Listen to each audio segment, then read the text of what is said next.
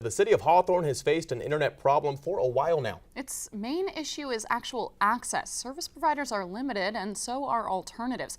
WUFT's James Torres joined us from the newsroom. James, how impactful are these internet issues to residents in Hawthorne? That's right, Marie and Connor, it's really not easy for some families who lack internet access. The internet has become so incorporated in our lives nowadays, especially for children's education, that parents who have to go so far out of their way to actually access it feel like they're at a huge disadvantage. You are offline. The page can be loaded once you connect to a network. A message too familiar for residents of Hawthorne, and for Kristen Swilley, she sees it pretty regularly. I mean, we have a laptop, we have tablets, we have a printer, we have a desktop, but we have no internet.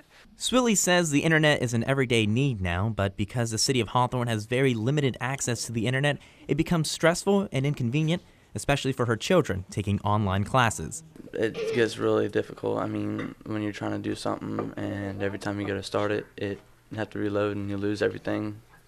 It isn't all that fun. Has it happened? Mm-hmm.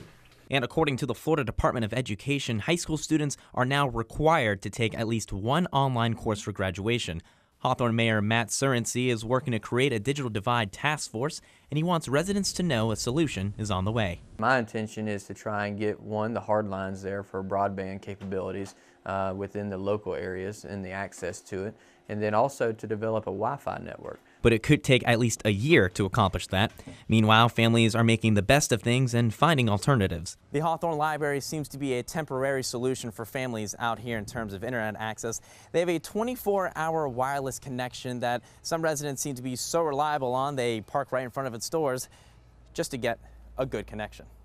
And so then teachers are forced, and other employees and students are forced to use like hotspots for their phone, which can become pretty expensive quickly. For Swilley and many other families, a solution can't come too soon.